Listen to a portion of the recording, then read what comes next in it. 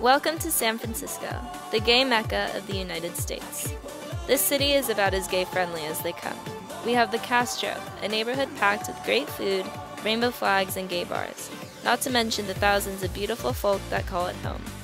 My homophobic grandfather used to call San Francisco the land of the queers, and he really couldn't be more right. As a queer 17-year-old girl, I love living here. Unfortunately, the 5 out of 7 days I spend at school every week don't play out as nicely. I go to school in a bubble. Out of the 400 kids that go to my small private school, I can count on my fingers the number of kids who identify as gay or bisexual, including myself. The rest of the student body is, for the most part, straight, and underwhelming in its support for gay rights and representation of queer youth. I'm constantly pondering the irony of living in the land of the queers and going to school with barely any.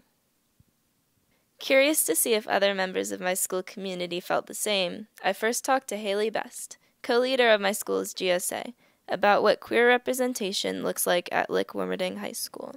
We just take for granted that, we live in San Francisco and it's pretty liberal, but there's not really a whole lot of gay representation.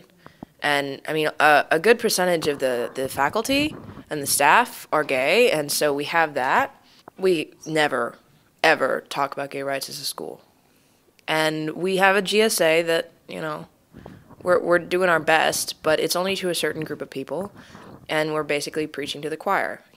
Diego Ruiz, an alumni of Lick, came out during his years at high school and talked to me about the pressure he felt at school because of his sexual orientation. I don't know, not feeling, not unsafe, but not represented either. And it's such a small community that, I remember when I felt like one of the only out gay guys there, it felt like everything I did, represented the voices of all queer people, which is just not, no one person can do that. Although I'm not the only queer girl in my class, I felt just a little lonelier at school after coming out. The LGBT community at Lick is visible only literally. Like, if you saw me or another gay student walking down the hall or stumbled into GSA one day. Kids here are really tolerant, don't get me wrong, but as Haley hinted, we just don't discuss anything LGBT related or concern ourselves with queer issues. However, some support is better than nothing, as Haley pointed out to me.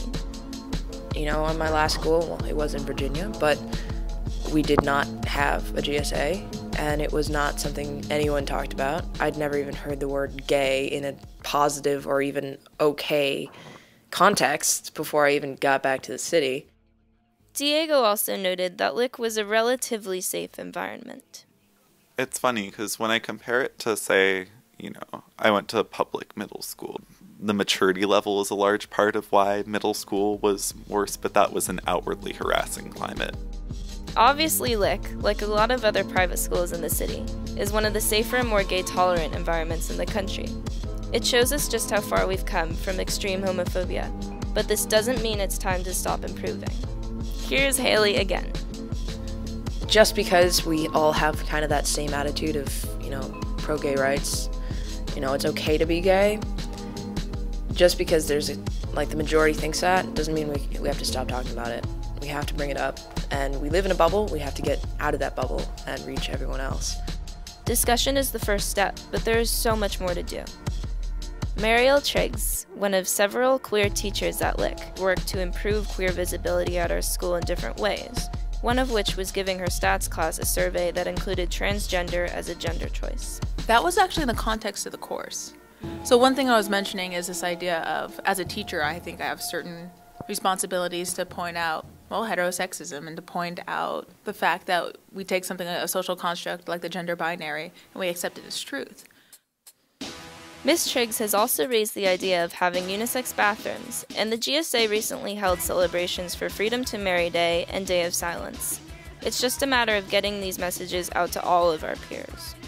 The queer community continues to face many issues such as discrimination, healthcare, and homelessness.